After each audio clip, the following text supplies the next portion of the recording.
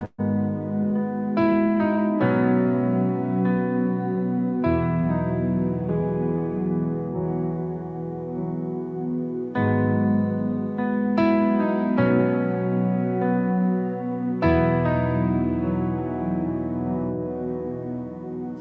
Korah, I was lost and alone. Like Korah, cast far from home. Like Korah, they stole my voice. Like Korah, left without a choice. But unlike Korah, I can speak again. Unlike Korah, I have a friend. In my darkest hour, my hope was renewed, because unlike Korah, I had you. Like Korah, no guardian angels flew. Like Korah, shamed by those I never knew. At no God's command, my own footprints remain in this sand. But unlike Korah, I can speak again. Unlike Korah, I have a friend. In my darkest hour, my hope was renewed, because unlike Korah, I had you. Like Korah, you helped me to see. Like Korah, you lit the path for me. Because of you, I'm not without a home.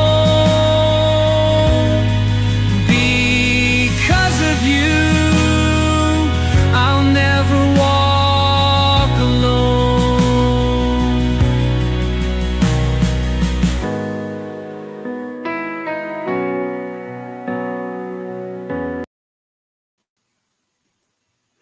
Hello, hello, hello. It is time for Wednesday service. We probably should figure out a different time for this when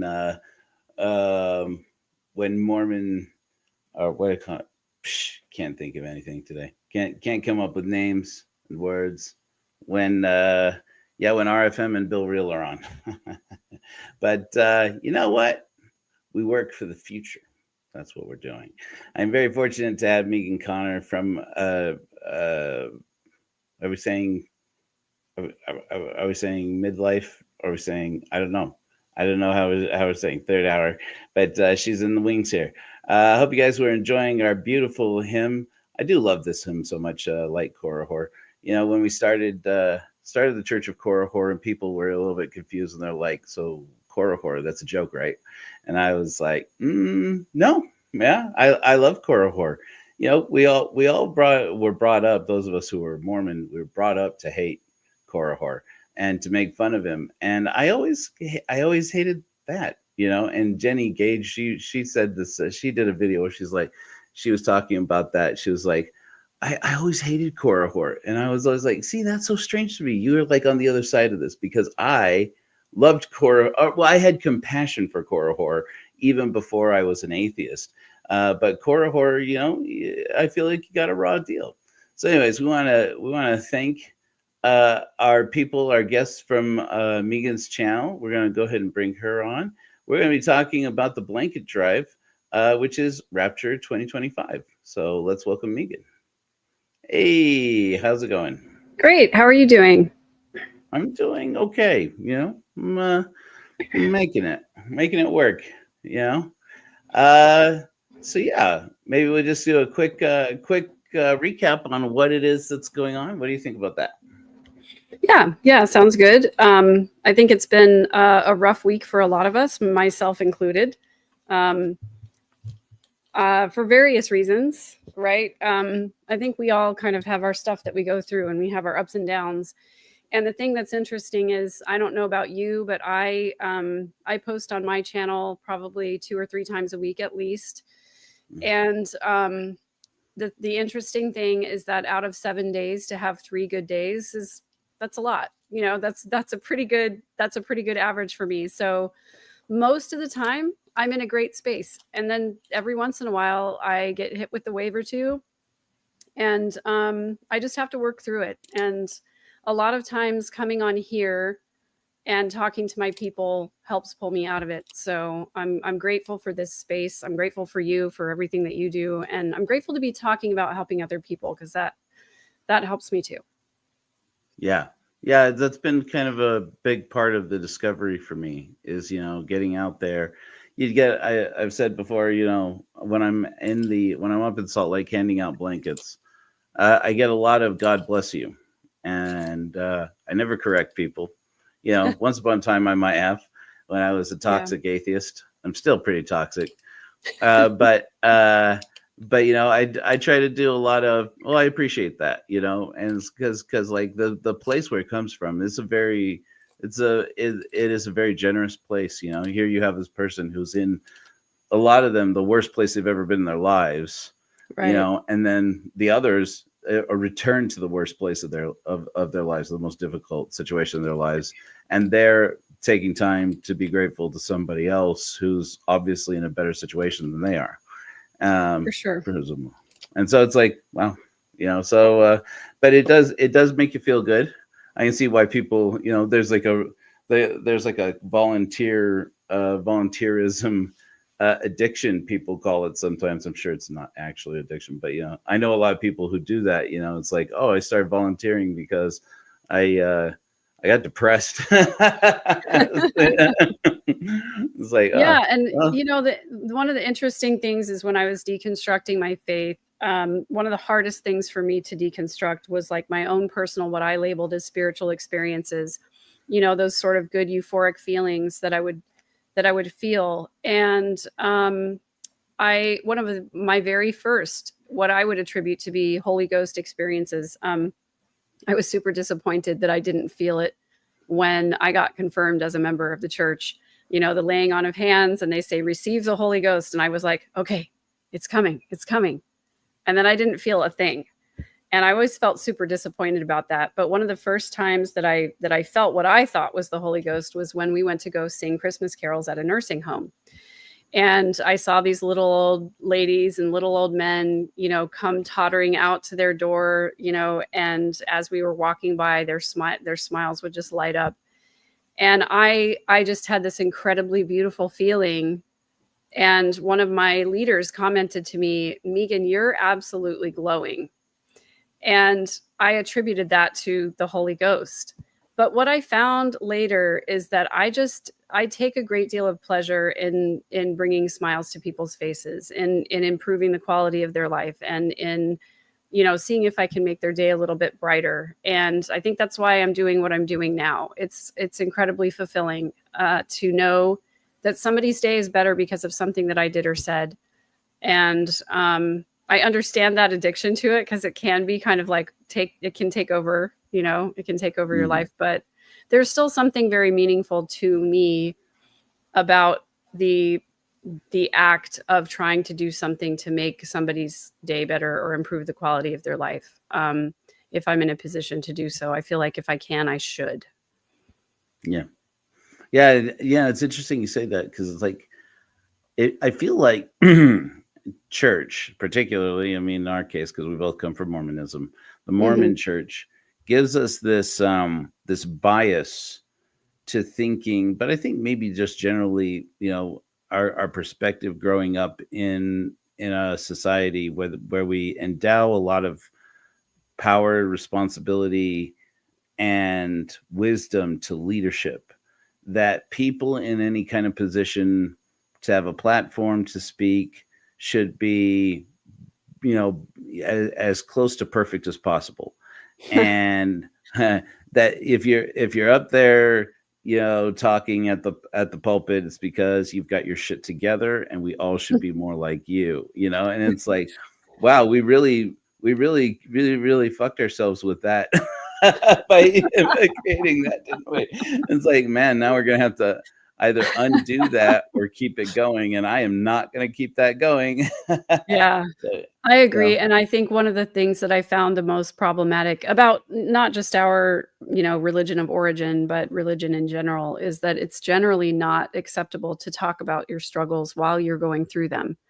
It's mm, only acceptable to talk about them after you've overcome them. And then you can say, I used to struggle with XYZ, and then this thing happened. I learned from it, and now I'm great, and everything's fine, and everything's wonderful. It's not acceptable to get up on Open Mic Sunday, for example, and say, man, I just found the gospel topic essay on polygamy and I am spiraling. Like, this is deep stuff, and I am really having a hard time. Name of Jesus Christ, amen. have a great week, everybody. Yeah, everyone have a great week. Or if that did happen, I can imagine there probably would be, some kind of a huddle afterwards, like, are you okay? What can I do for you? How do you want to talk about it? That kind of stuff. But I've often fantasized about being in a setting where there is a church of I have no freaking clue. I have no idea. I don't know. I don't know what's real. I don't know what's not real. Some people would call that agnosticism, but I don't like that label, and I don't like the atheist label, because to me, once you put a label on it, it sort of implies that you're done thinking about it. And to me, I personally intend for this spirituality quest to be a lifelong endeavor for me. I want to learn from as many people as I can. I want to borrow from as many different ideas as I can. And I never want to stop learning about it. Even if I feel like my own experience is more settled, I still want to learn about what other people are experiencing.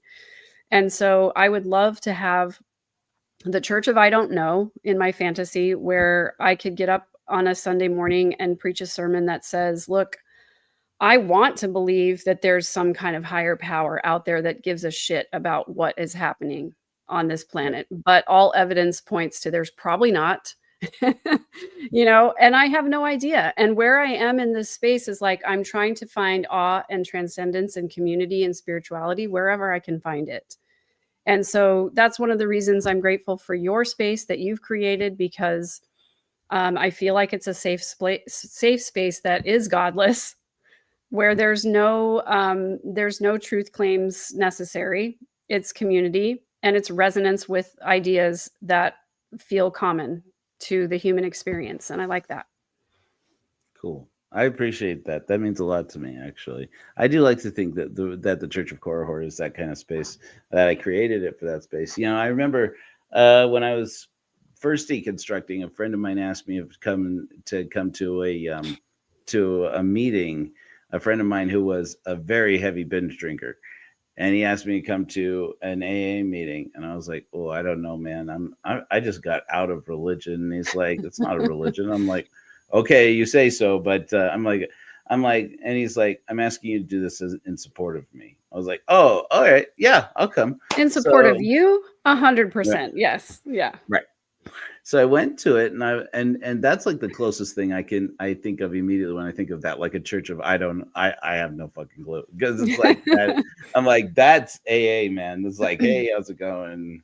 I'm an alcoholic, and yeah, these are all the ways in which my whole life is fucked up, and I don't know if I'm gonna make it. So thanks for hearing me out. And then they like sit down, and it's like, oh wow, okay, Yes, it's like, it's refreshing, because it's like, oh, we just talk about that and just leave it. No miracles. It's like, okay. Yeah, no miracles, no magical thinking.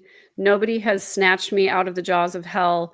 I'm in a tough spot right now, and I have no clue if it's going to be any different tomorrow. But today I'm here.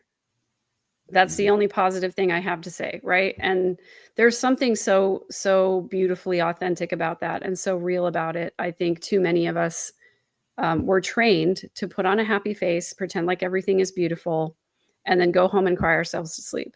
And it's just awful.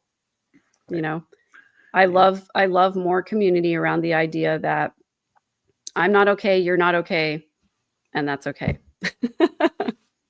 That's okay.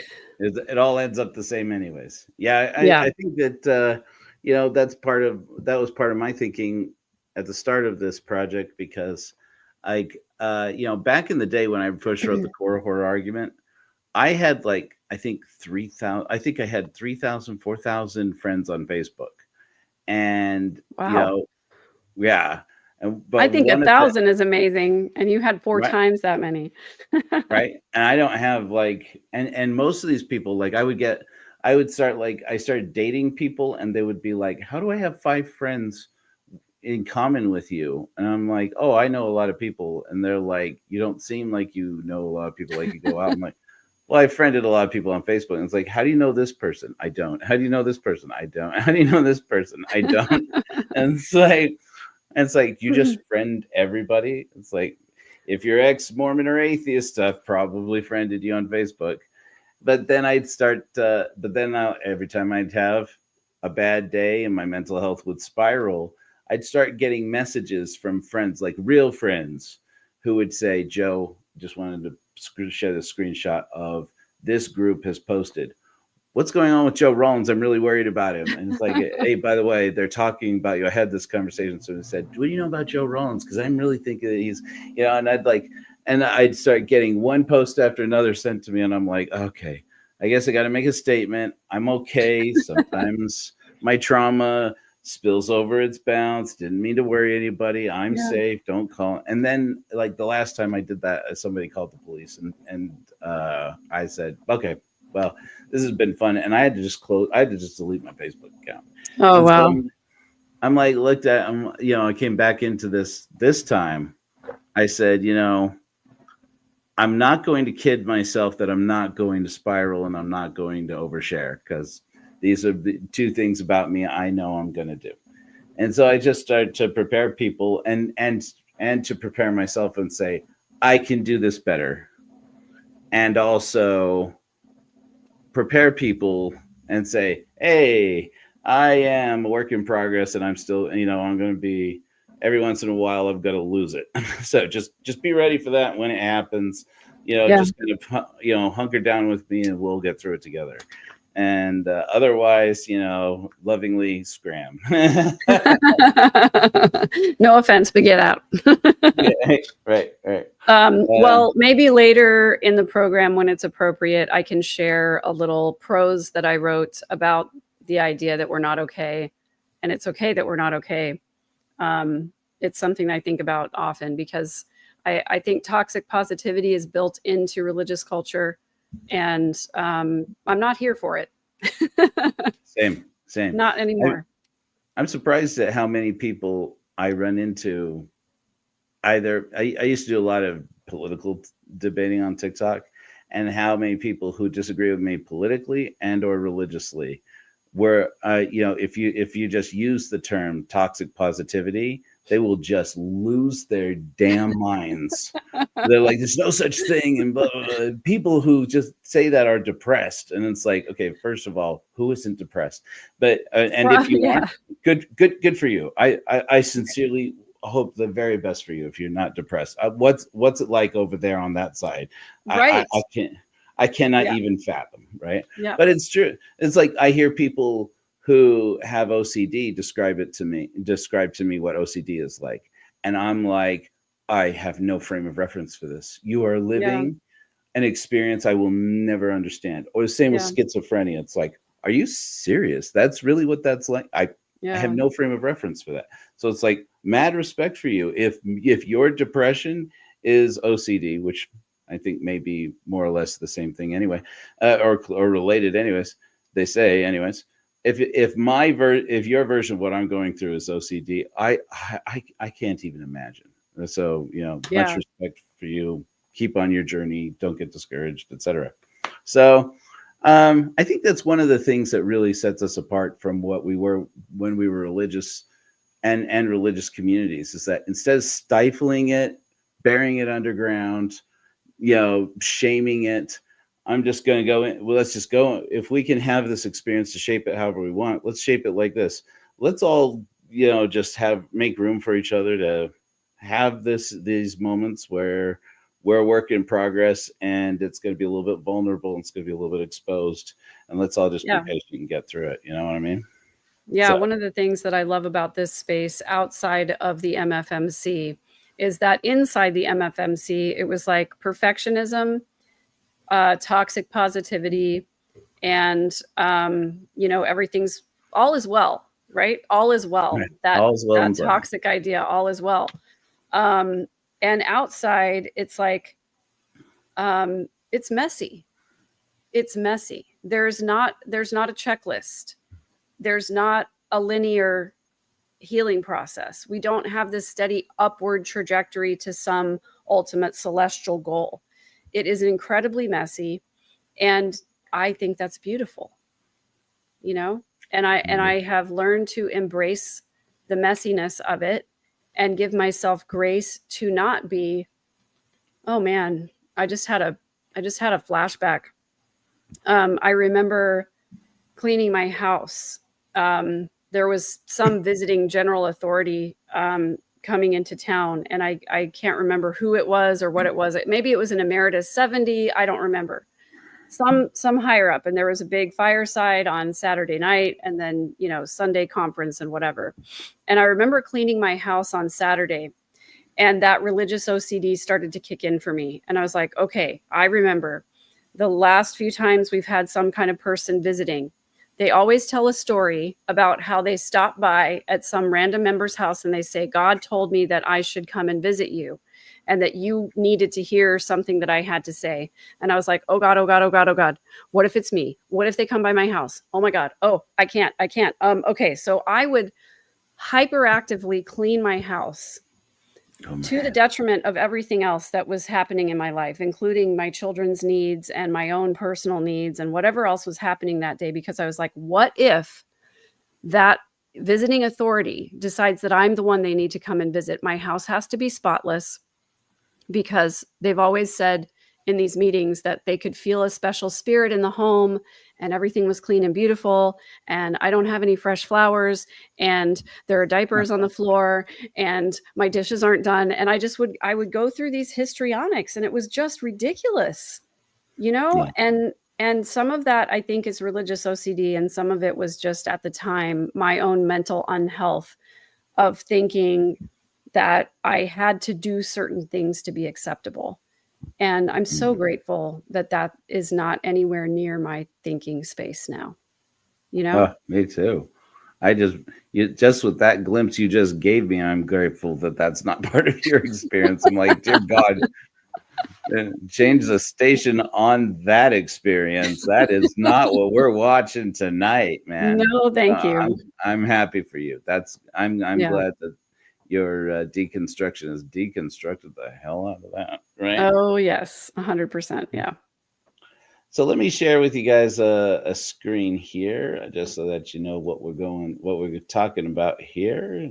Go to, oh, I think it may have me too. I just want to say, I want to give a shout out to all the people who are here from my channel. Thanks for joining us. Thanks for jumping on here. And I hope that you guys will follow, please. Joe over here at korihor.org, Church of Korihor, does some amazing things, and I'm super grateful for what he's putting out in the world. If you like my channel, you will love his channel. So might as well subscribe. Thank you. I appreciate that. Let me throw this up there. So this is at korihor.org. Those who are members of the Church of Korihor will note that there's been some design changes. It's been a couple of weeks, but the mobile version is getting much better. It's still a little bit broken, so don't be surprised when you click around and things don't work. But we're going to talk today a little bit about I still call it Operation Rapture. Is it well? It's Rapture 2025. Rapture. That's right. Which is our blanket drive. When people go to our website, they can click on donate here. You can get a little more information about it. We have two missions in Mission Rapture, which is spelled with a W because we're so clever. That was actually named by ChatGPT. Don't give me credit for that. I love the puns. It's great. I actually can't see your website. You're sharing your screen? I should I be. don't know. I don't know if I'm the only one who can't see it, but that's okay. Hopefully Everybody everyone else else can. there, go see the website there. I Really? just see the beautiful space shuttle. I love it. But maybe it could just me. It could just be a StreamYard thing since I'm not the one in control. So Do hopefully you see it everyone now? else sees it. I'd see it now. Yes. Okay, done. Okay, cool beans. Yep. So when people, let me just to recap, just so people, in case people couldn't see it. So this is the website korahor.org, and you just click on donate, and then it takes you to this page. And this is our first mission that you will see. You'll see that there are two missions: donate Northern Utah, and then donate for Albuquerque, the 505, which is our luminary, our first ordained luminary in the church, our missionary, Jules Del Sol, who I believe is still with us here in the chat. And do you see it? Do people still not see it? Not showing it. I think they're saying my Diana Okay. says we can see it, so it looks like it's okay now. Because Okay. I couldn't see it before, but I can now. So McSpunky can't. If McSpunky can't see it, nobody can see it because McSpunky sees everything. It's so strange. That's weird. It must just be for some people because I can see it now. Oh, okay. Let me try resharing it. Maybe that'll weird. Here's what we're going to do. We're going to do a share of the whole screen and hope that I don't have any illicit websites. If you see something, close that mushroom soup tab. Let's see here. Well, let's just do the whole screen. Boom, boom, share. Everybody sees. I see the whole screen now. I see the infinity celestial room there. Okay, now I see the website. Cool. So yeah, basically what it is we have a mission to distribute 300 blankets that we make and 300 blankets that we collect from donations before March 1st. And I don't know if people have noted this. March 1st is Saturday. So this is how far we have actually gone with it. So when you click on donate Northern Utah, it takes you to Zephy. Zephy is really cool. I do like to show this when I send people here. You do have to make sure if you give to one of our missions, there will be a space where it will automatically add an extra fee that is totally optional. You don't have to do it. But basically, Zephy is cool because they are a nonprofit organization that allows us to keep 100 pennies of every dollar that is donated to the mission. And then we just take that. None of that money goes to me. None of that money goes to, salaries of the Church of Korahor. It goes straight into the work. Now, sometimes that's, things like paying for parking or paying for, taking, a bus downtown or, something like that. Usually, for the most part, it's going towards fabric that we use to buy blankets. For this last, for this next push, we're going to change up how, what we use donations for and how we collect donations. That's still in flux, but we wanted to just get this final push for those people who wanted to participate in helping us to make blankets and send them out there. So, so basically what I want to tell you guys about this, besides the fact that you can see the thermometer here. I said when we started the Church of Korahor that we will fail. Well, we've raised $416 out of our $4,000 goal so far. That's a fail. But, I would love for you to reframe that because I don't think that's a fail. I think $4,000 is ambitious for a brand new movement. And I think the fact that you got to 10%, that is kind of a significant number in my mind. I really I think agree. that's amazing. I agree. I agree. You know what? It's interesting because like that language, like I balked at it, first time. There's this thing called the School of Life. It's a I love website it. where you love. Oh, School of Life is great. Yeah. About I became passionate about it because of Alain de Botton, who runs it basically, and I love me some Alain de Botton. But they had this course on how to fail, and as soon as I saw it, it like moved me viscerally in a disgusted way. Like, why? I do that fine, thank you very much. I don't need a degree in it. And then I took it, and it was like amazing. It was like, wow, I got so much out of it. So there's some things that our academia and our religions and our society doesn't have instructions on there's no manual on how to do these things. It's like, if you can learn how to cope, not just cope with failure, but go into it and plan, we're going to screw this up. I had a boss in at a company, a weight loss company down in Phoenix, and he's like, Joe, I really worry about you obsessing over every video that you make for us. And I'm like, you don't want every video that I make to be the most amazing video I can possibly make. And he goes, no, not at all. And I was like, okay, Rick, explain that to me. And he said, you ever heard the philosophy of don't worry, be crappy? And I was like, no, but I already hate it. And he's like, well, that's because you're a perfectionist. He said, but basically, he said, like, Hewlett Packard, basically, they had the CEO who had this philosophy introduced one day. And he's like, look, basically, here's the deal. Hewlett Packard's got to beat Apple to the market. This is like back in the 80s or 90s or something. He's like, we got to make sure whatever Apple's making, we got to have the first one out in the market so that people will, it was a business decision, so that people will buy it because it's the new hot thing. And then by the time they've bought it, they don't want to go buy Apples when Apples comes out. And so he said, so our philosophy is, don't worry, be crappy, release the shitty one that doesn't really work, and then get them to sign up for, a technician service so that when we release the updates to it, well, no problem. We'll send a technician to your office to fix everything. And it was like it sold to me like as a business thing, but it became, after I took that course in how to fail, it became like a life philosophy. It's like, you know what, we're gonna go ahead and just don't worry, be crappy on this. We're gonna don't worry, be crappy on this. And when somebody says, hey, that didn't work, like, how come we can't see the website? It's like, you know what? Sometimes things don't work. Don't be so fixated on whether or not everything works. We're gonna don't worry, be crappy. And I can tell you, in my podcasting, YouTubing journey, I have had some epic fails. And my life philosophy for the last, actually since COVID, has been fail faster. Yes. Get faster at failing. Just start, do it. It's going to be crappy, and you're going to learn so much. And so I'm like, from that point on, I just decided I'm going to go full send. And if it does fail, which it probably will, then the next iteration is going to be that much better.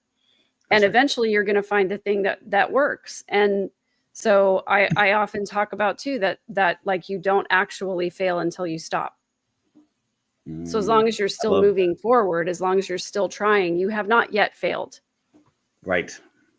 Especially because, it's something I've been examining this week. Now that you say that, it makes me think of this, is that, dealing with school and autism therapy for my youngest, is that like sometimes we can have a tendency to just get defensive about how we're not succeeding, and then to become so defensive that we don't realize, okay, the conversation we're having now is not about judging us and about judging each other about we're not getting it done.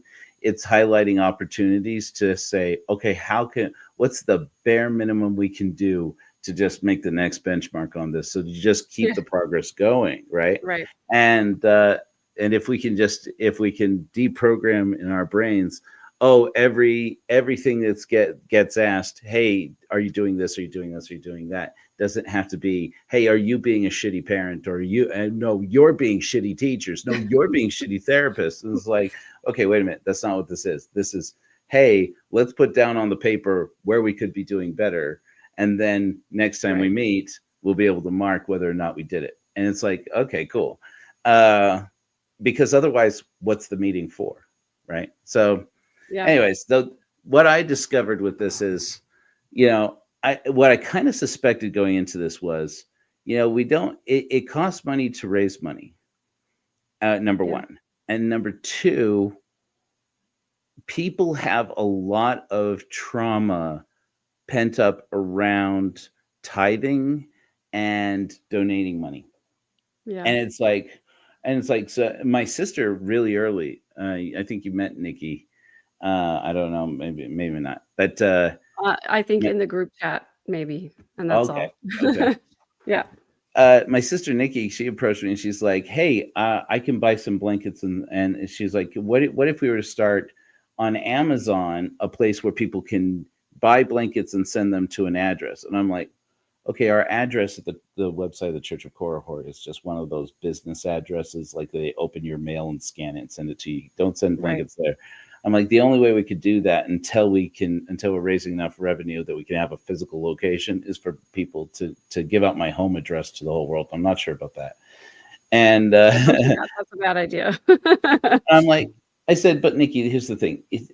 Having people send money makes so much more sense, because otherwise we're paying shipping from all these different places and all this. It winds up being more time consuming and more expensive. And she's like, I think you should listen to me on this. And I'm like, yeah, I probably should, but and that now, like, every day that has gone by now, I've been like, I should have listened to Nikki. Because it's like the main thing people say is that, like, if I could buy something and send it somewhere, I would do that faster than I would click on the link and send money, even if it's more expensive, or even if it's, takes longer, more time. And I'm like, okay.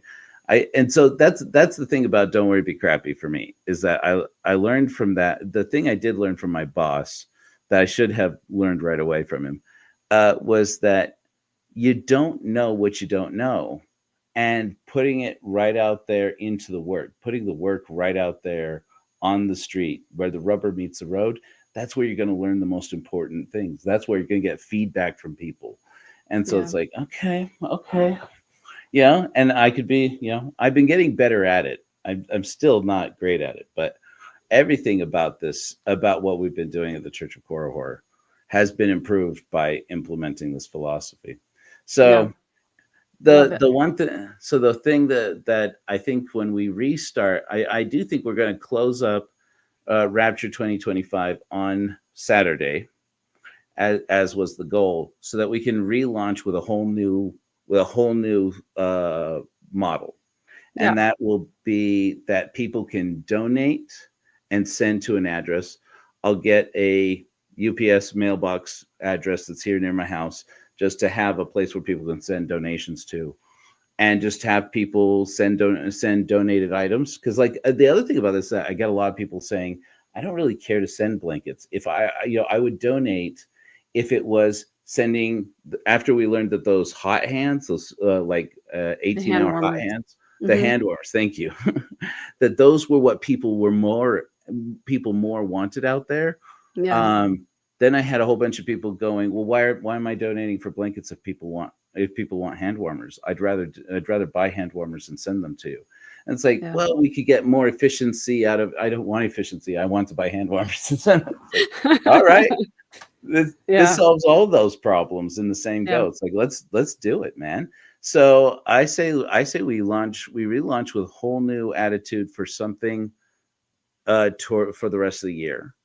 And instead of making it goal oriented, we'll make it more sustainability oriented. It's like, hey, let's everybody, think about what can you afford to do monthly? What can you afford to do weekly or quarterly, or whatever it can do, and whatever works, whatever you can do to help out, we'll take it. You decide how you want to do it, what you want to do. we will make ourselves in charge of making it happen. And Yeah. I think that's going to be a lot more. I think it's going to be a lot more effective, and people can open up their hearts and give how they want to give, and I think it makes it more rewarding in a way. It's like, because it's like, I decided to do this thing to help out. Right. Yeah. Does that make sense? Yeah, it makes total sense. And I also think that, the monthly donation thing is big because, even if it's only $2 or $5 a month or whatever, the consistency of that allows you to plan for the future of what are you going to do next. And so now, right now blankets are needed, but only probably for like the next 6 weeks or so, maybe 8 weeks at the most in your location. So to answer Trace on the case, Salt Lake City and Albuquerque at the moment. But I want to get more involved and help out and see what other things we can do. I'm actually heading up to Salt Lake tomorrow. I will be there in less than 12 hours, if you can believe that. I'm excited. We're excited to have I'm you excited too. Yeah. So I want to, I want to come with you. Maybe we can hand out some blankets together if we have time. And at the very least, we can at least get together and brainstorm about how best me and my channel members can support you and your efforts. So MB Albuquerque, absolutely. I don't want to put names on what you're doing. I want you to use your own names. So you have someone in Albuquerque, right? In the 505 who's helping you out. Yep. A luminary. But it's a mission. We call them missions. Yeah. So we have somebody mission. else who's also helping homeless people in that area, right? That's right. Jules Awesome. is out there. Awesome. Jules is Jules. If you guys don't know, Jules works with the Veterans Affairs with a hospital out down there, and sees a lot of people out there. So if you guys go to corahor.org and become a contributor there, we have this tab. Maybe it'll work this time. I can show you. It's hopefully easy to do. So on our website, they have this tab for, it's not working right now. Screw that. Never mind. I feel your pain. My website has been crazy as well. I could do better.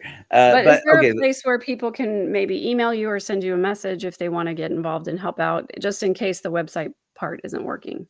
Yep, there's a contact form there on the website, and you just said if the website's not working. Well, no, I just mean like if specific tabs aren't working or whatever. Oh yeah. You go to, there's a contact form there, and that it's easier to get a hold of me there right now because my work email is not working great yet. We're ironing that out.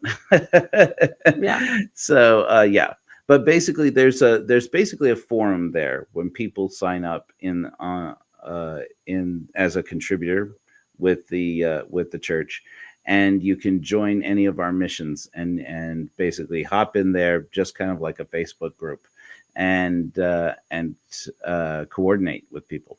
So it's broken. It will break. Expect that, but we keep working on it. We'll keep getting better at it. So love it. Yeah, that's awesome. Yeah, tell me, Megan, you were saying something about that you wrote some prose about that you were talking about earlier. Let's do that. Okay, sure. So this I did a video of this on my channel, so my maybe my channel members will already have heard this. It'll be repetitive, but that's okay. I think it's good to remember. I had a bout of really difficult days a few months ago, and I couldn't get out of bed, and I haven't felt that way in a very, very long time. I've been through a lot of therapy, my healing journey. I suffered from PTSD and depression for a really long time, but I was able to get really good EMDR therapy. I got off all my meds, and I had a very long string where I didn't feel depressed at all for a really long time. But then, a couple months ago, I got hit with some stuff, and I just, I had a hard time getting out of bed. And I spent a lot of time that morning, trying to talk myself up. And I love Mel Robbins has this thing where she's like 5, 4, 3, 2, 1, get up, And so I tried some of that and it just wasn't working. Nothing was working. I think I woke up around 6 o'clock in the morning, and at noon I was still in bed, and I texted my partner and I was like, I don't know what's going on. I just can't get out of bed, and of course he's super supportive. He's like, you got this, you can do it, whatever. And an hour later I was still in bed and I just couldn't do it. And then when I finally did will myself out of bed, I was like, all right, I'm going to get up. I'm going to brush my hair so I don't look like a crazy person. And then I'm going to go drink some water and get something to eat so that I can try to have a better day. And I went into the bathroom and I grabbed my hairbrush, and I got about this far through my hair, and I caught a tangle, and the brush flew out of my hand and straight into the toilet. And I was like, I don't know why, but that's it. And I just lost it. I just was down on the ground. I was sobbing. I was like, I can't do it. Like, I tried to do one thing and I couldn't do that one thing. And so I just sat there on the bathroom floor, and I was like, well, as long as I'm here, I might as well clean the toilet. I was like, the cabinet's in reach. I got some Clorox wipes in there. Because here's the thing. I didn't have to stand up to clean the toilet. I could just stay right there on the bathroom floor and do it, So I wrote this for myself and for anyone else who is on the bathroom floor. And this is called Wherever You Are, It's Okay. Actually, it's just called It's Okay. Wherever you are, it's okay. Sometimes people start these silly videos with, I don't know who needs to hear this, but I know who needs to hear it. Everyone needs to hear it. Wherever you are, it's okay. It's okay if you can't get out of bed. It's okay if you forced yourself to get out of bed even though you didn't want to. It's okay if you're feeling sad and unmotivated and depressed. You won't feel this way forever. You probably won't even feel this way in 5 minutes. If you do, you probably won't feel this way in 5 hours. If you do, it's time to call your therapist, and that's okay. It's okay if you messed up again. It's okay if you hate yourself for messing up again. It's okay if you can't remember the last time you liked what you saw when you looked in the mirror. I know you can find something that you like about yourself. And if you can't, it's okay. You'll tell your therapist the next time you see them, and you'll make an appointment today. It's okay if you don't have a therapist. It's okay if you can't afford one. It's okay if you hate the idea of therapy. It's okay if you think all therapists are quacks. The real you knows exactly what you need to do to get better. It's okay if you don't think that's true. It's okay if you don't believe in yourself. You can find one positive thing about yourself that you know is true. And if you can't, I'll tell you. You're a human being and you're alive, and that's miraculous even if you don't think it is. It's okay if you don't know what to do next. It's okay if this part of your life is a little messy right now. It's okay if it's a lot messy. It's okay if these problems feel too big to solve right now. I know you can solve one problem today, even if that's the problem of how to get up off the bathroom floor and get dressed and walk outside. Wherever you are, it's okay.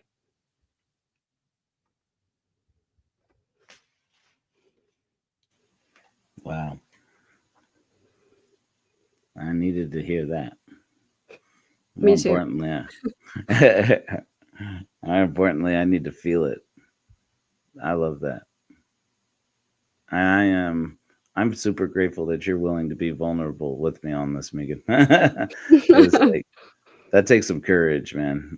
I mean, it's my toxic trait, and yet at the same time, I look at it and I go, you know what? My toxic trait takes courage. So I'll say that. It's like, I overshare, and it's like, and people, it comes back and it haunts me. People come back around to me and say, it really hurts your message when people find out that you have depression.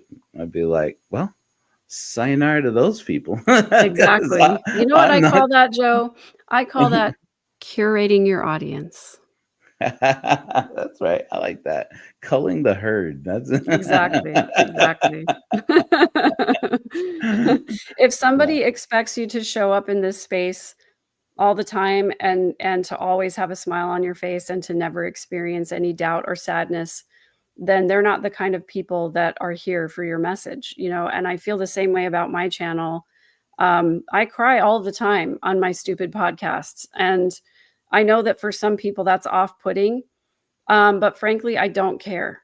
If it's off-putting, it's most likely because they're afraid to show emotion or they haven't learned to deal with it yet, and that's okay, right? So, you know, I just really I think authenticity is more important than just about anything else. Like, the truth is the most important thing to me, and authenticity falls in that category. So, Yeah.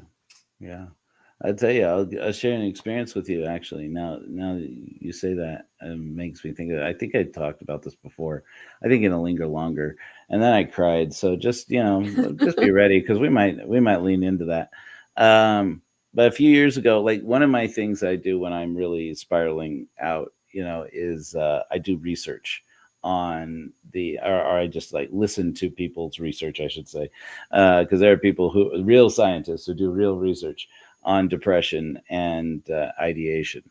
And uh, I came across this video of this guy named Dennis Block, and he'd written a book. I haven't read it, but I just followed his videos on YouTube, and I was, full disclosure, I was trolling. I was like, but why is it that nobody knows what's going on with ideation? Why is it that everybody lies about this? We lie about us all the time. Okay, maybe I'm toxic right now, but you know what? Fuck it. I just really fed up with the fact that people claim to know the answers and then they only have bad things. And he was just like, and mostly it was like, just like repeating the same old things. It's not that you want to die, it's that you want the pain to be over, and it's like you're not thinking entirely clearly right now. It's like, oh, shut up, shut up, shut up, shut up. I don't need to hear repetition of the same shit, right? And so but he's a psychiatrist who did some research and who wrote a book. I think I want to say it's called you can cure your depression or something like that. And it's like, oh, this will be good. I was being a negative Nelly. I was being down on him. And but I followed his channel. I'm like, oh no, I might get something good out of this crap, and I followed him for a couple of years, and he started to post videos, and they were just him sitting in his chair in his home studio, in his home office. And he started to post these videos where he looked very nervous, and he would say, look, we've been going through all the trolling comments, and I had to stop reading them. It's like, oh shoot. And he's like, I have my friend and my associate here, my videographer. He's going through the comments for me because it's a lot for me. I don't know if all of you who start following me know about this, but the reason why I wrote this book and started this work about depression was because he says I tried to off myself, and he said, nah, it seems strange for a psychiatrist to admit to that, but I think that some transparency would help here to say, you guys aren't the only ones. We who are treating you, we're going through it too. yeah. And it's like, oh wow. And then like I said, then like this is years. I was like, of me posting comments going, Dennis, my name is Joe. I hope that your associate said, I'm sorry. I was in a bad place. I am sorry to hear about your struggle. I do wish you would not repeat the same crap that we keep hearing over and over again, and just either say you don't know or give us something new. But Yeah. at the same time, I hope that you are well, and take care of yourself. Don't stress. And then I started following him, and now and then over the course of the months after that, I kind of fell in love with him because he was just like, he was posting transparent things where he would talk about, I just want to let you guys know the reason why I haven't posted recently is because I've started self-harming. and and Mm. he was just really blunt, descriptive, and he would try to say, I want to say some more encouraging words to you in case you are all in a bad place right now. I hope you'll understand that I just can't right now. And it's like, Yeah. whoa, much respect, Dennis, much respect. And Yeah. it's like, and we kind of became like this little community of people who didn't really interact with each other because we were all, there's a reason why support groups don't work particularly great for people with ideation. It's because Right. we Right. start feeding each other. Right. Sometimes Trauma it's perfectly, bonding. yeah, exactly. It's like, sometimes it might not be, sometimes the cure might be, the disease might be the cure. And it's like, that's what I'm saying. It's like, we shouldn't talk. Let's not talk. But then, and then late last year in November, he posted and said, just, hey guys, it's been a long time since I posted. Just wanted to let you know I did 2 rounds of, in the last, I think it was like the last week or something. He said, I did 2 rounds of ECT and I'm not seeing any relief from my symptoms. We're going to try one more. And then this might be it if it doesn't work. Mm. And I'm like, holy crap, 2 rounds of electroshock therapy, like in a row, back to back. I mean, like, Dennis is bad right now. And with outpouring of love and support for Dennis.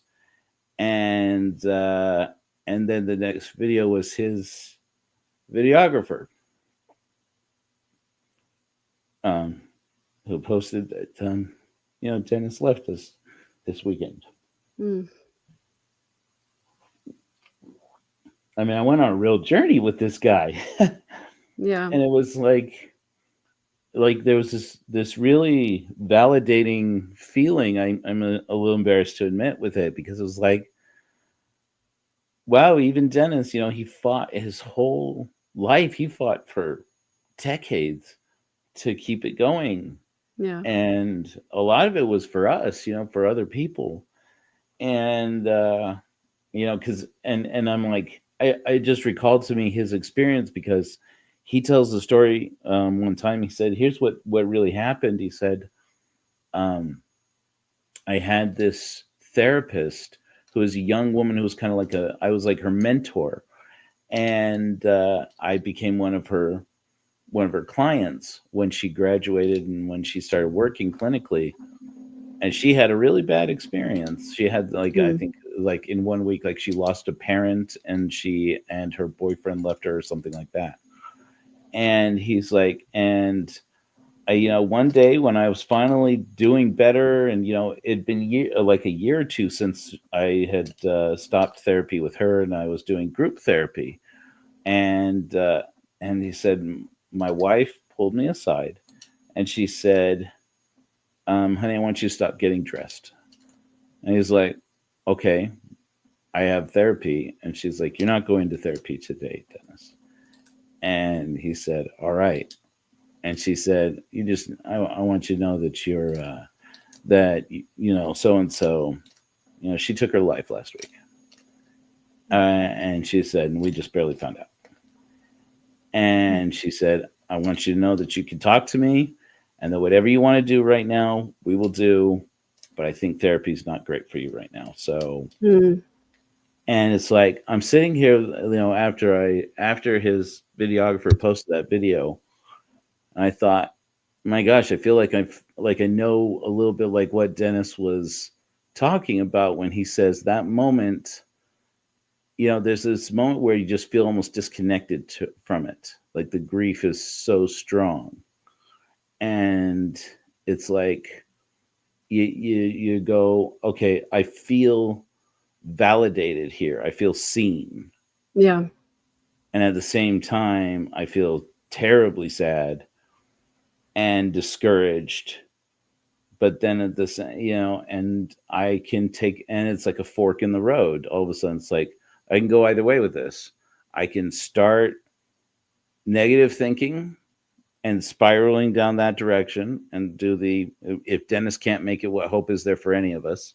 Mm. And the other is that I can say, or I can start thinking about, Dennis, had every reason to quit if anybody did, and he didn't, for a long time. Mm. And because he cared about other people, we walked this journey with him. And so whatever happens, like the thing that's frustrated me with my experience is how dishonest people are about it. Everybody lies. I feel, these are my feelings. I can use I feel statements. I feel like everybody lies about what I'm going through. And when you're in it, that's the last thing that you need, especially those of us who have experience with religion, with organized religion, and especially organized religions like Mormonism, where we were lied to so consistently. Right. Right. Like yesterday, I posted on Facebook and I said, I rage quit on the American dream. I quit. And a new friend on Facebook who was being very caring said to me, why? And I said, because I'm sick of being lied to.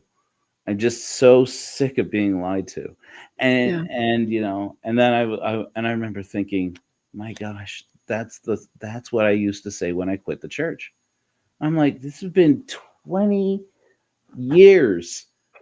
Am I still reeling from leaving Mormonism? I mean, are you kidding me? I mean, is this? But it's like, I look at it and I say, look, if that's where I am, that's where I am. But it's just like, I think some people don't experience this with the gravity that others of us do. Yeah. It's less like, more than anything in the world, the worst betrayal to me is that people lied to me to preserve my feelings. And it's like, Mm. my feelings are much better served by you being just honest with me, And Yeah. so like, I'm like, from now on, I can never again say, psychiatrists, they all lie. Half of them are depressed. Half of them, are in a worse place than we are. That's why they got into psychiatry, which for a lot of people, that's true. Yeah. And like, I'll never be, because of Dennis, I'll never again be able to say, and they're all liars, well, except for Dennis, and probably a lot of people who are a lot like Dennis, and a Yeah. lot of people who would be like Dennis if they had more courage, but right now they're going through some shit. Okay, maybe I can be a little more compassionate towards me. I'm like, all this happened because Dennis was willing to come out and say, I'm in a bad place. I want to tell you to carry on and encourage you. I hope that I hope that you'll do that and feel that from me, because right now I just don't have the words. Right now I just can't take it. And it's Yeah. like, yeah. So anyways, I'm a big believer in vulnerability. I'm a big believer in transparency. And it's been a hard time lately. And so, but Yeah. I'm grateful. I'm grateful for those people who are with me on this journey, because, Megan, I mean, like, I watch your stuff, right? I watch your channel, and like, I grow concerned, because I'm like watching you. I'm like, holy crap, she is about to get way vulnerable about, some true crime business, and about, your personal connection and your personal trauma. And it's like, I feel like you relive things again and again and again, like some dark, heavy, hard to deal with stuff. And I'm like, oh my gosh, I really hope that Megan is in a good place right now, because she's about to get in it. And so I'm grateful that you're willing to do that, because that takes a lot of courage. Thank you. The great thing is, EMDR saved my life. It literally saved my life. And the beautiful thing about that modality of healing is that it separates the negative belief from the experience. And so when I do recount the experience, I don't actually relive it. It's not like when I still had PTSD and I would get those memories, it was like I was reliving it again. And then once I processed it in EMDR, that's why I can talk so openly about it, and it doesn't have a residual negative effect. Now, in the moment, absolutely. Like, there's never going to be a time when I'm going to talk about my family members and not get emotional about the loss and the devastation and the evil and all of that stuff. Like, that's never going to not upset me because I'm a human being. But the positive thing about it is that it doesn't take me down for a day or even an hour. Usually it's like once the emotion passes, it's gone, and I'm feeling regulated again. The hard part is that, I can't really predict when the grief is going to come up. Sometimes I talk about it with no grief feelings at all. And sometimes it hits me in a new way. Or sometimes, like back when I was first doing interviews, somebody would hit me with a question that I hadn't considered yet, and I would lose it in the moment, you know? But I just always said that, um, to not to not feel the grief openly, I think does a disservice to the memory of the people that I love, and it does a disservice to me. Ultimately, that is a betrayal. That's a self-betrayal for me to not allow myself to feel my own emotions, to stuff them down and stifle them, because that's what happened in my family of origin all the time. It wasn't safe to have feelings or to display feelings, and so if I wanna do things to myself that are worse than what was done to me as a child, then I can betray myself and stifle my feelings, right? But I'm not gonna do that to myself. I love myself too much for that. Yeah. And I will also say that, I think that the overwhelming thing that made me feel hopeless most of the time was that I felt like I was never going to feel differently. I felt like I was always going to be stuck in that place of very heavy, dark emotion. And the reason that I wrote my book and started talking about my own trauma is because I wanted people who were in it to know that it is possible to come out of it, and it is possible to go on and actually have a happy and successful and productive life and have healthy relationships, because at the time I felt like I was just going to be broken forever. Mm. And there's actually an episode on my channel that I did called I Chose to Live, and I invited my EMDR therapist on to have a conversation about how I made the decision that I was not going to let those overwhelming feelings win. It was a very conscious choice that I made. It was in January of 2021. I went on a girls' trip to San Francisco, and it just so happened to be the same weekend of the Women's March in San Francisco, just right on the inauguration of Trump's first administration. And my phone listens to me, right? And so my phone knew that I was going to San Francisco, and so, things would pop up on my news feed like, 20 cheap places to eat and breakfast in San Francisco or whatever. And the day before I left, this news article popped up about a man who jumped from the Golden Gate Bridge and lived. And it's a very small percentage of people that happens to. And he said that there's a group of survivors that get together and they support each other. And he said that universally, to a person, the experience that they all relate is that the moment that they jumped, they immediately regretted it. And when I was there that weekend, my friends and I went up and we walked across the bridge, and I had a moment where I was like, it could just be over. My suffering could end right now, And I made a choice in that moment. I looked at my friends who were walking about 50 yards in front of me. I thought about my kids at home, and I thought about the consequences of what would the ripple effect of what that would do. And I made a choice in that very moment that I was going to live. And so I went home and I made a plan. And I said, okay, I'm going to make a plan so that when I feel this way again, I'm going to have a support system. And so I put together a group of people and I called them my suicide squad. And I had a group text with them. And we made a plan of what I was going to do when I started feeling that way. And I go into detail about it on the episode on my show. And anybody who's struggling, I highly recommend, because having a plan reduces your risk by something like half, you know. Just having a plan in place prevented me from even getting to that place in the first place, because I knew that was always an option. Like, if I do get there, then I know all I have to do is send a text with a number from 1 to 10. That's all I have to do. And it was so effective that it prevented me from spiraling down, you know, probably 3 or 4 times. And, you know, it got me to the point where I could really do some healing work. And I'm happy to say that I haven't had feelings like that in probably 6 years or so. Mm. And not to say that I can't get there again, but just the fact that I came through it taught me that I could do it. And that and it taught me that I have the skills that I need to come through it. So didn't really expect this conversation tonight, but it's welcome. Hmm.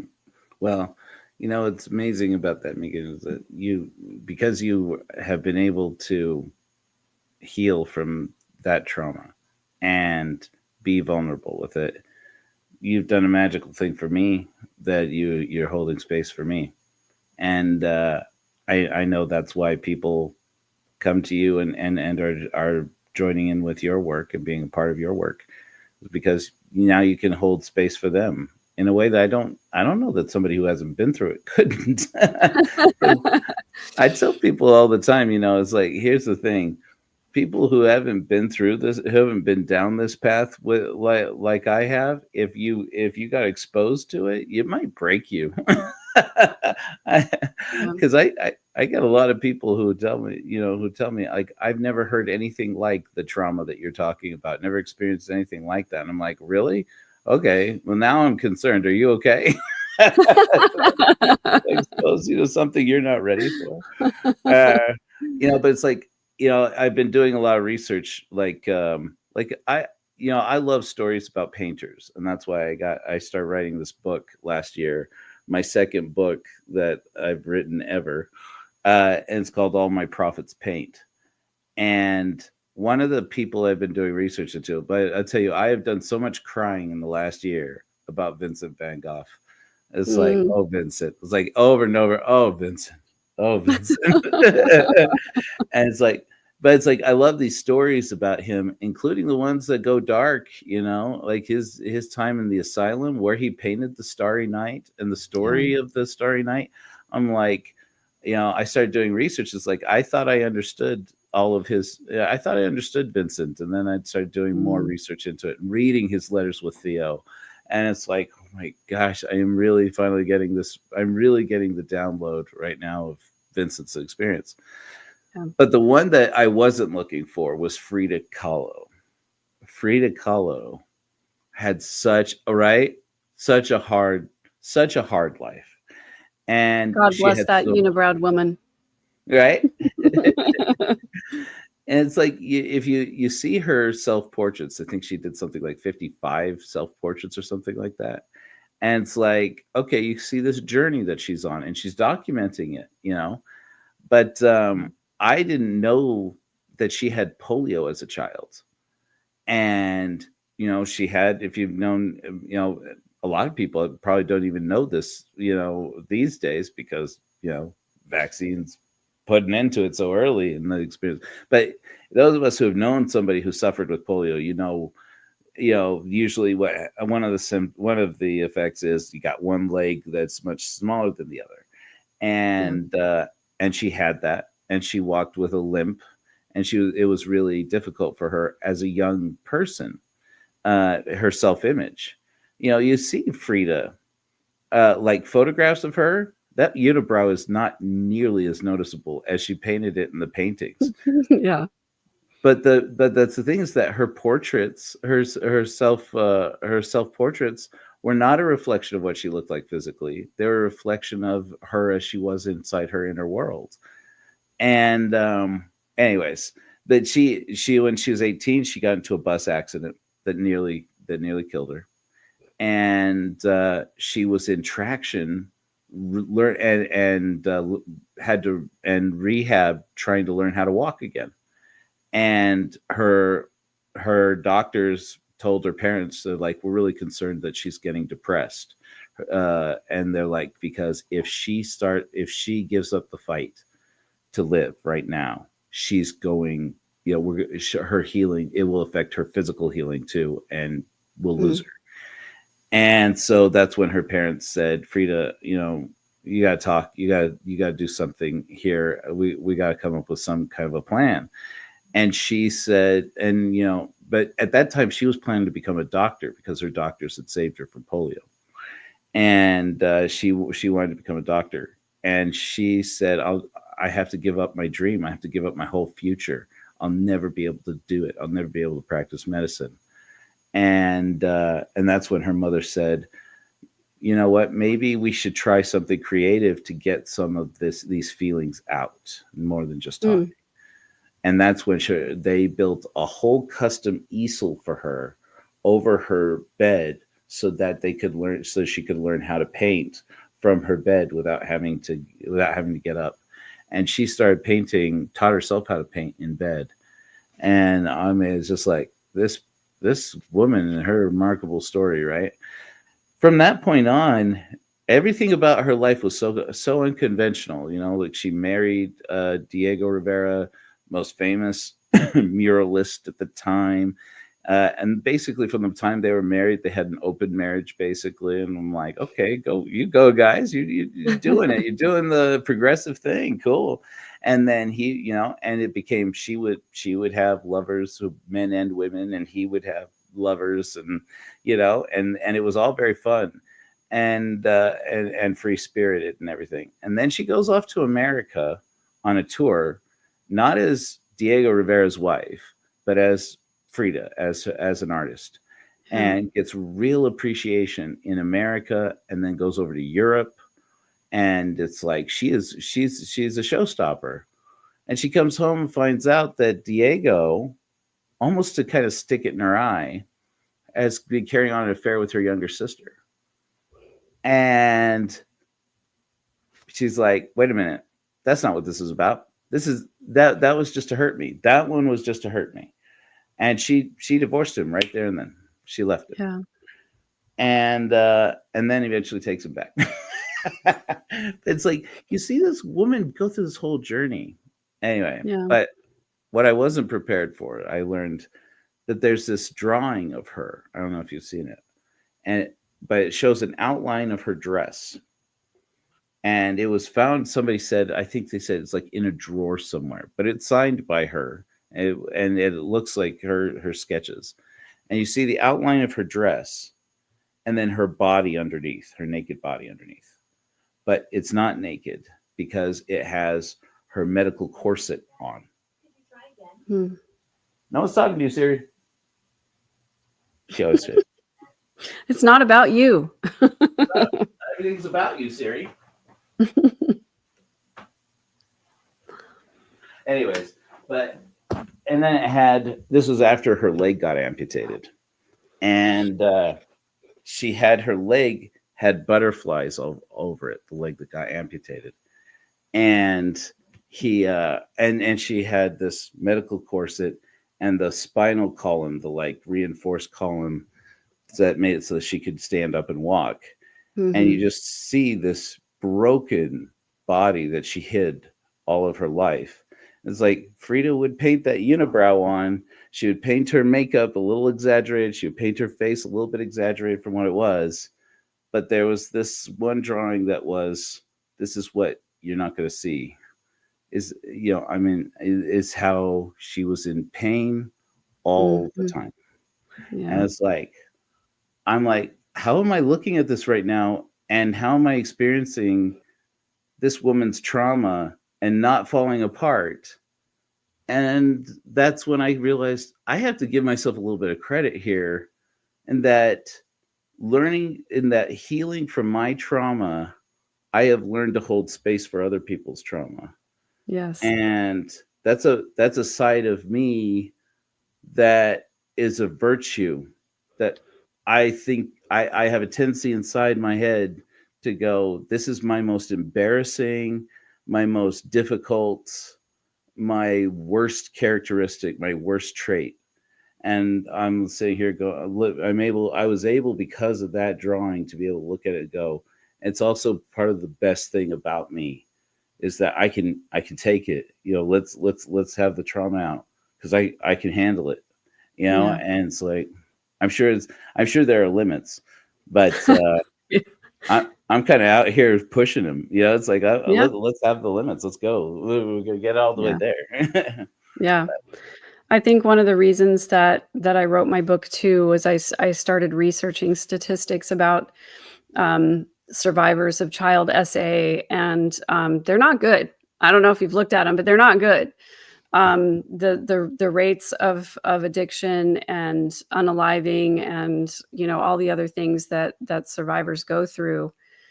It's a statistical anomaly to come out the other side of that and be a healthy individual. And I felt for a long time like the odds were against me, and like it's like pointless. I'm just going to end up like all these other statistics. I pitied myself as a number, and then I was like, snap out of it. But no, it took a great deal of work, and it took a great deal of not just going to therapy, but also outside of therapy, reading and researching and journaling and listening to multiple sources and reading other people's survival stories and engaging, leaning into the really uncomfortable feelings of like forcing myself to read The Body Keeps the Score, even though it was triggering, and forcing myself to read Running on Empty about childhood emotional neglect, even though it was triggering. Just willing myself to heal by doing the work outside. And it consumed a lot of time and a lot of energy. But on the other side of it, is this ability, like you're saying, to hold space for other people, to understand on a visceral level, and to be able to say, I understand how you feel and mean it, and to be able to say, I've actually been there. Not just that I empathize with you, not just that I see you down in the hole and I'm sad that you're there. It's like, I've been sitting at the bottom of that hole. I sat there for a really long time. So yeah, it's an honor and a privilege to be in a space where I can know and understand people's pain on that level. And if me talking about my pain helps to alleviate the suffering of anybody, it was worth it. It was worth it 100%. Not saying I would like choose that for myself or go through it again by any means, but it feels like there was a purpose. If I can help people, it feels like there was a purpose for it, and it wasn't all just wasted time. I love that. I love that so much. And you're right. I wouldn't have chosen it. None of us would. I'd hope none of us would, unless you're a total masochist, I guess. I guess that's how my masochism started. But it's like I was commenting on a Facebook group. I joined up with this neurodivergent adults group, and I'm like, I'm gonna regret this.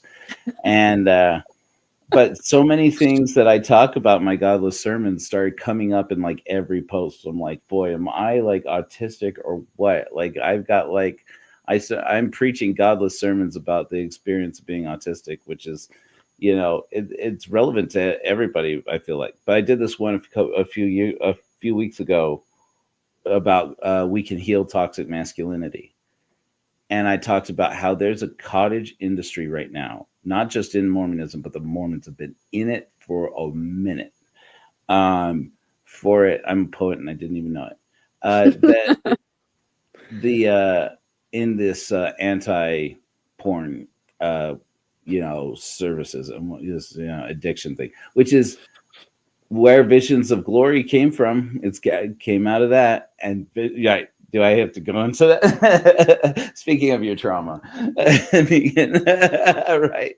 And it's like, this is so toxic. It's where Tim Ballard's story comes from. It's where Yeah.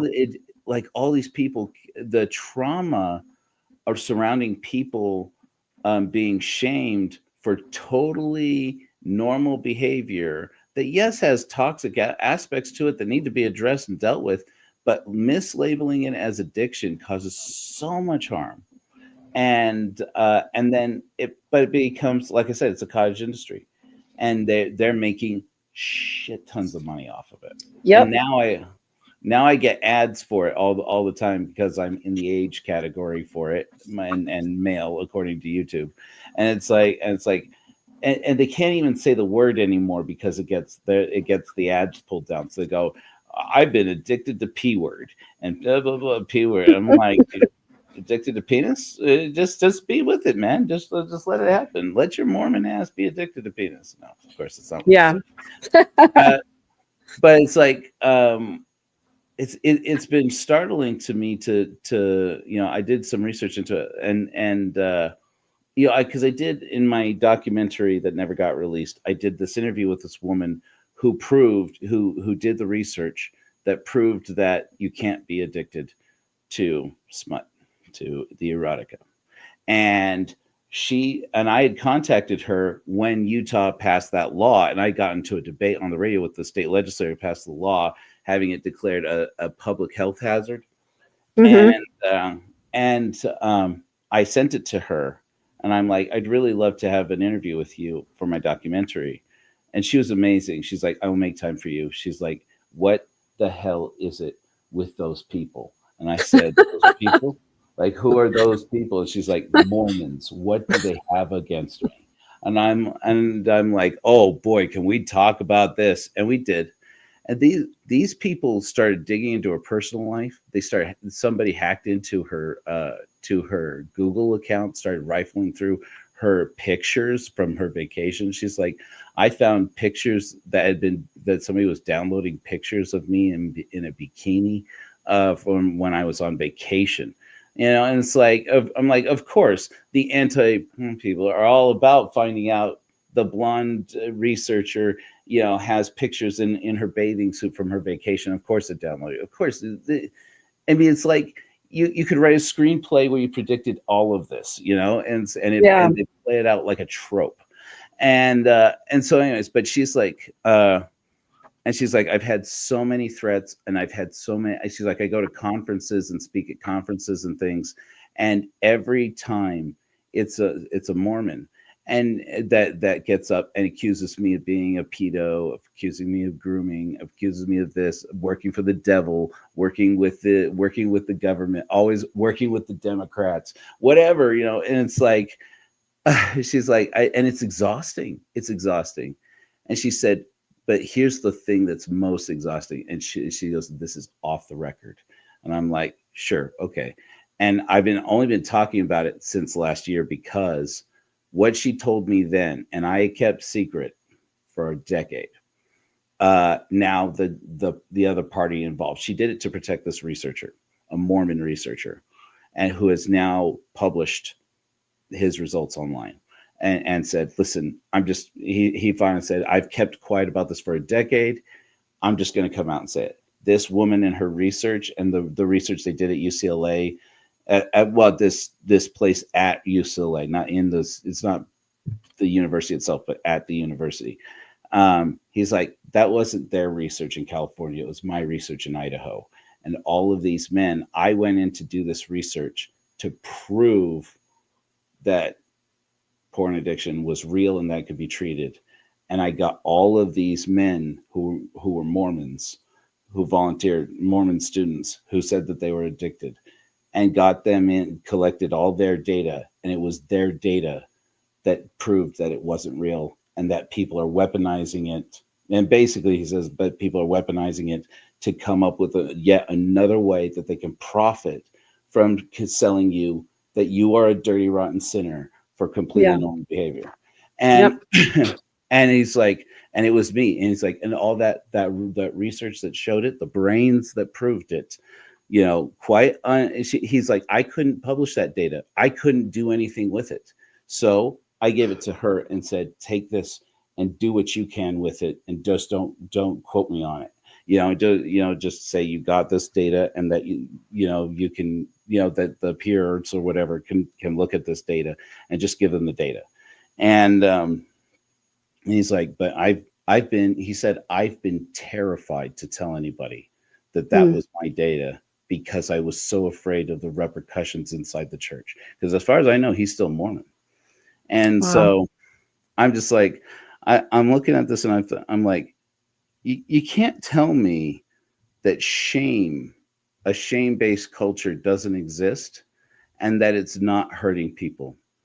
Because if religious people can use it to profit, and weaponize it for profit, then there's definitely going to be harm in there somewhere. Yep. Yep. So, and let's just address the fact too that it's not just financial profit in tithing dollars for the church. It's also social profit.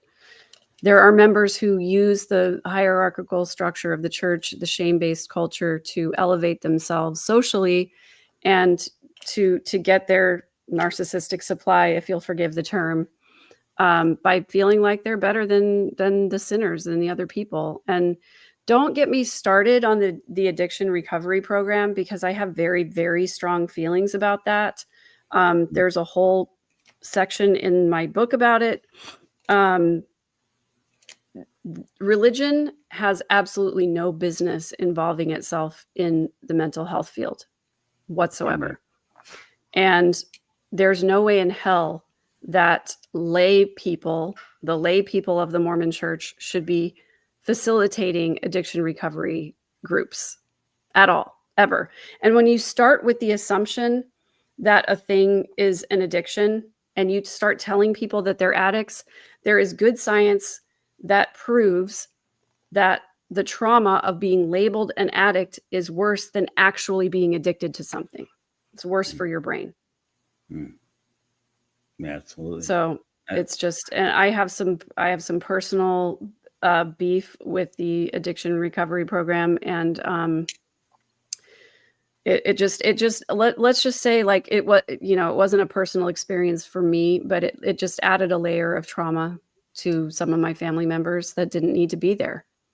And it caused so much pain and suffering, and it has caused so much pain and suffering, and it's still a functioning part of the church. And I have so much moral outrage and not enough time to address all of it.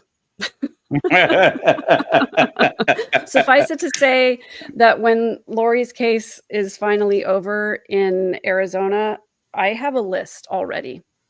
Yeah. And it's a very long one. Wow. Of topics I will be covering next. And is it any wonder that Tom Harrison is associated with it? It's like it's a name that comes up again and again. Like you said, we don't have time. But yeah. So Eleanor Nelson, I don't mean to be dismissive of actual addiction. Obviously, there's a lot of physical and brain trauma that happens from that. The particular study that I read basically stated that, and granted, it's only one study, but it was a peer-reviewed study, and it basically detailed the idea that the trauma associated with being labeled as an addict and having to recover from the social stigma of that, and also to overcome the personal shame that happens from that, has a similar effect on the brain as actually being addicted to drugs. And they did PET scans, they did brain scans, and they said, here's an addicted person's brain. Here's the brain of someone who's been accused of being an addict for over a year.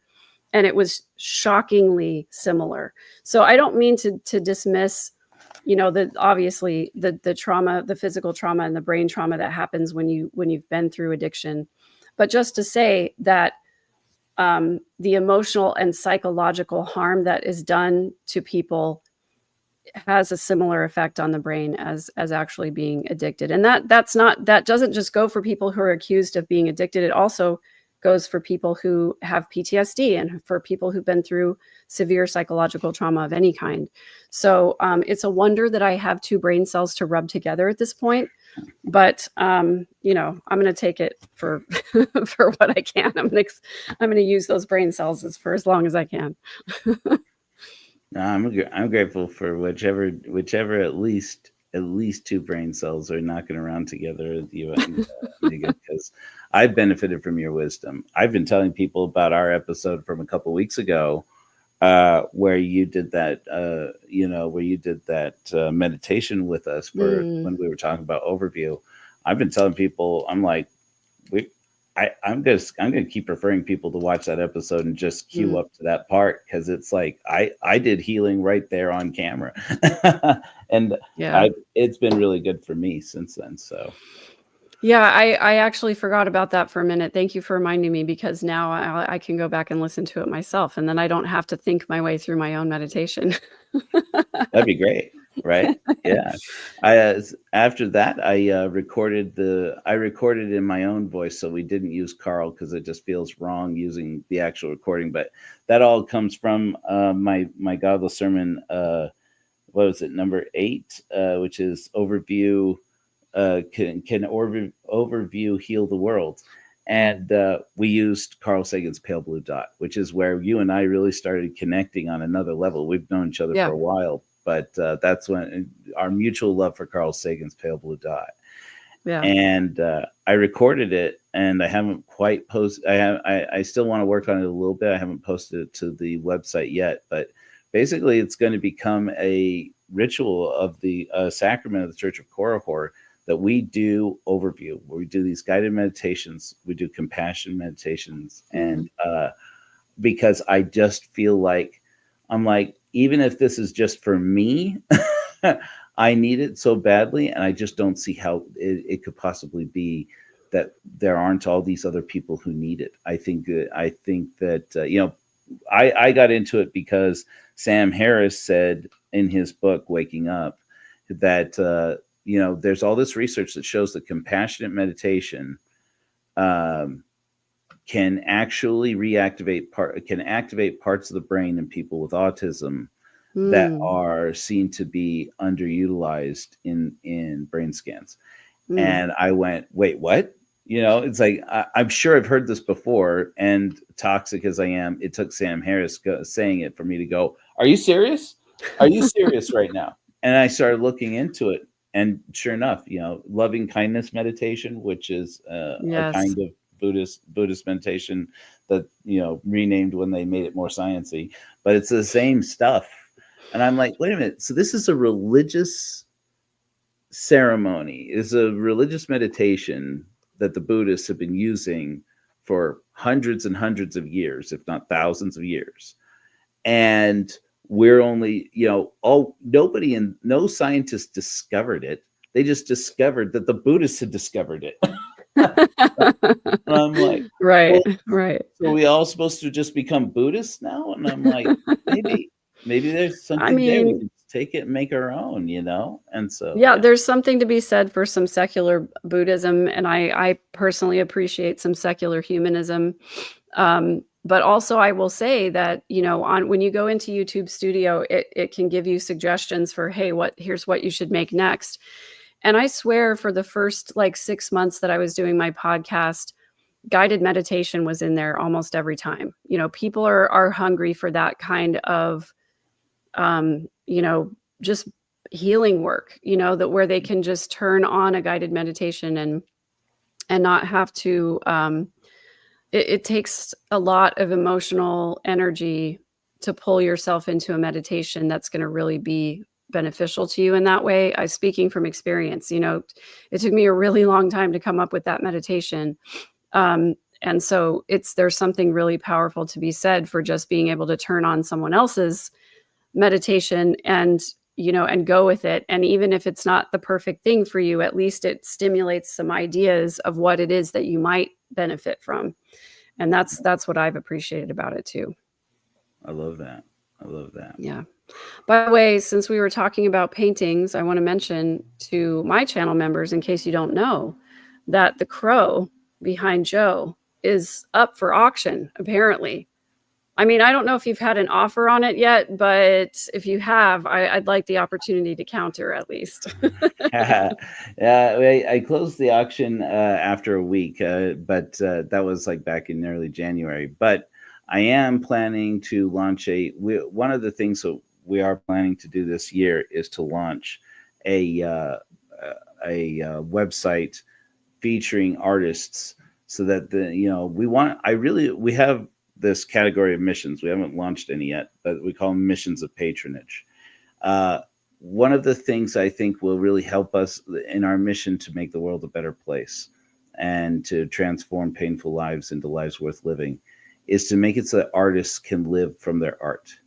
And so that's going to be one of the things is that I'm planning to take at least and almost every broadcast now. And I'm very grateful to all of you who think that my paintings are worth something. Yes, all of these are mine. People ask me, are those really your paintings and can I buy one? And I say, I haven't sold a painting yet. And so, but I am planning to make these ones available, all these ones behind me. And the more that I that's one of the things that I've been planning this week to get back on top of, is that I know that when my mental health starts spiraling, that I'm supposed to be painting. Mm, It's like, that's so important.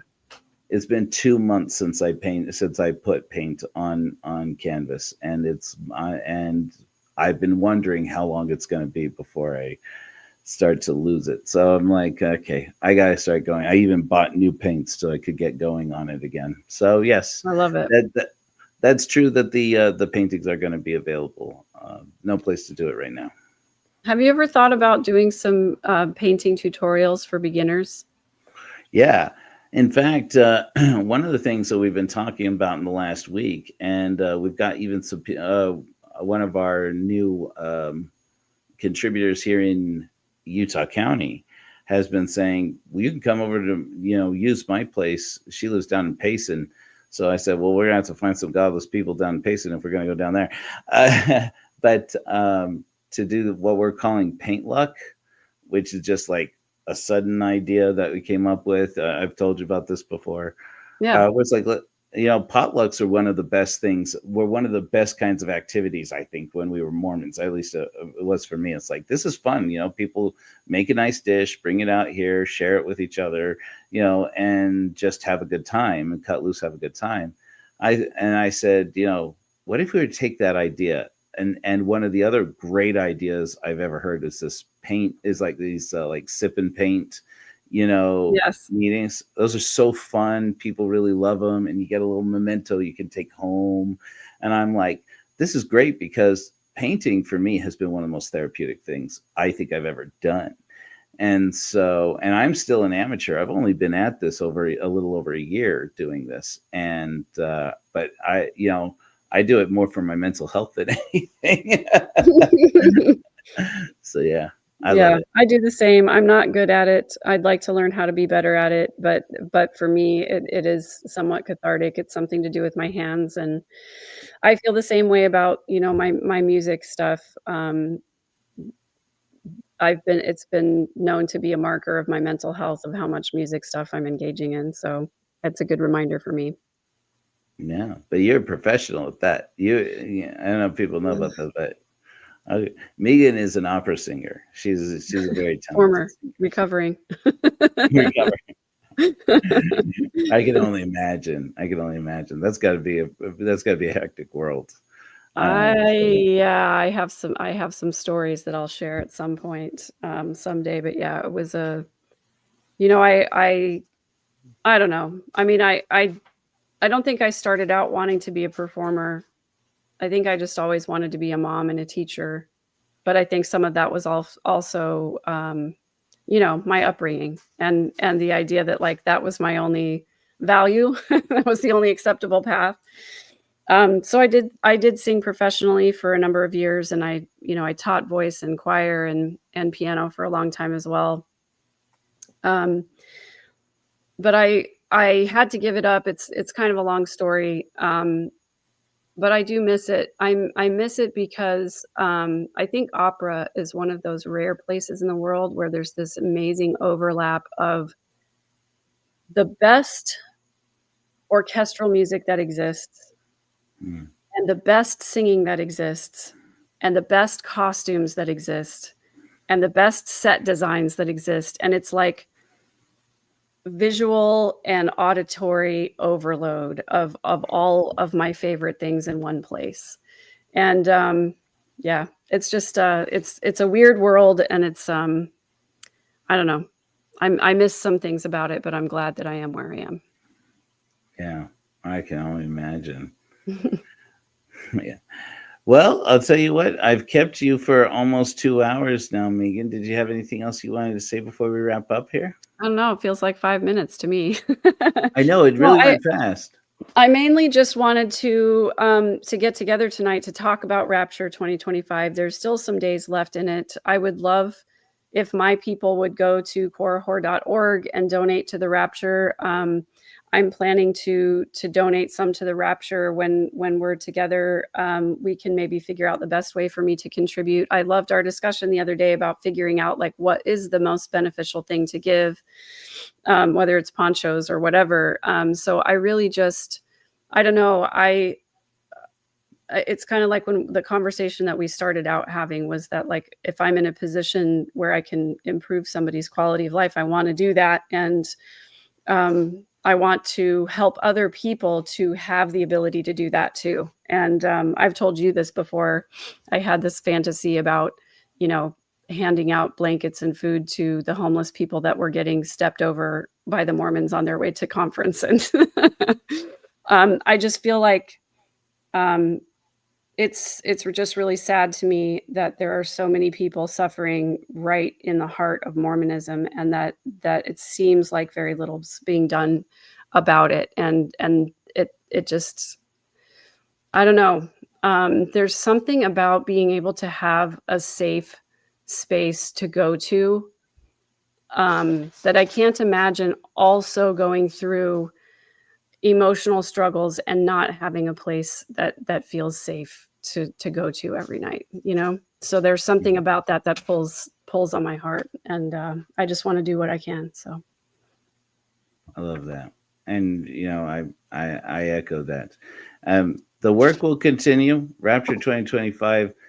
We learned a lot of valuable lessons from it, and one of them is I looked at it and I said, "Well, I started this all wrong," but I mean, it was a good experience to learn how we can do things right. So if people want to donate so that we can buy some fabric and get some blankets out there, please do. Well, we won't close it down until Saturday. You just go to korahor.org, click on the donate button. It's right at the top of the website, and you'll be able to see where you can go to give. And what we do is we go buy polar fleece in these big rolls, and we cut them into blankets because they don't fray on the edges, and we don't even have to hem them. I said before that I was worried that we might have to double them up because it was so cold out there. And now that with the heavy snow, I'm pretty sure the heavy snow is done for the year. Utah is weird, so there's no way of knowing for sure. But I think we are going to go back to the original plan.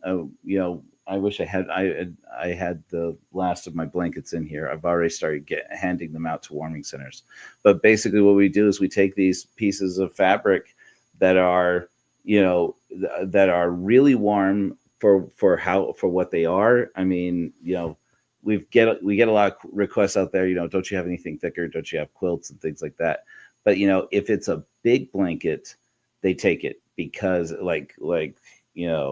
in square footage, because a lot of these people out there are couples out on the street. If they didn't start out couples when they started sleeping rough, they find somebody out there, which awe and oh at the same time. But they huddle together for warmth, and one of the things is they don't have blankets big enough, and so these have turned out to be great for that we can just like make them just big enough that you can get two people to really wrap up together and yeah, keep each other warm. So it's been really yeah, good. that's So awesome. I love it. Yeah. Yep. Yeah, I also just want to mention if anybody's going to be in St. George on Sunday, a friend of mine is hosting a little meet and greet. We're going to get together and have some snacks, and I'm going to talk a little bit about dealing with family members that are difficult, and and religion. Family members who are in a religion when you're not. Those kinds of topics. A little live Q&A kind of thing. So. If you're going to be in the area and you're interested, you can email me at askmegan with 2 E's at gmail.com. Cool. Very cool. I wish I was going down to Thrive this weekend. I would love to be able to go down there, but hopefully we'll stick with our plan. I'll get to see you tomorrow. Yeah, for sure. So we'll keep in touch and figure out how we can connect. Cool. I'm excited about it. All right, we are the Church of Korihor. We're going to go ahead and have a closing hymn. I love you guys. I love your faces. Thank you for staying through. This didn't go exactly the way we had planned, but I don't know that we had planned very much. But I got a lot from it, and Me too. I want to thank Megan for being here. I always get a lot out of talking to you. So, and I know that my audience does too, because I hear from it. I hear about it later. So yeah, well, Megan, I love what you're doing. Oh, thank you. Megan, do you have a favorite hymn of the Church of Korihor? I kind of like that pale blue dot one, but I haven't heard a lot of other ones. So, that's one of my, I actually did learn how to play and sing that one, but I just never recorded it. So one of these days I'll record something for you. Oh, cool. Hey, no stress. No, don't be putting me on your list of traumatic experiences. I love you just the way you are. You don't have to do anything to make me happy. And well, thank you. Keep being you. Let's do We're Going Home. Love it. Here we go. And until next time, my friends, we remember Godless Sermon is on Sunday, 10 a.m. Mountain Standard Time, right here at Hellfire Agency.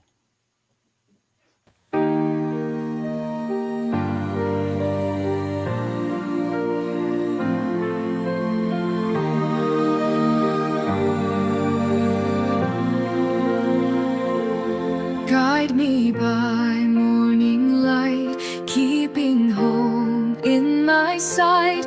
With doubts and dreams take flight. We flash in the dark, so let's flash bright. On a mission to save ourselves, break with dogma with these shelves. My friend, if you choose to be free, I'll light your path if you'll walk with me. We're going home to where we'll find a world where life is worth the climb. One day we will crash and we will die. Oh, my friends, that's not tonight. No more shadows in our mind. Leave the fears and past behind. On this pale blue dot, we will make our stand. Light within, we will be your hands.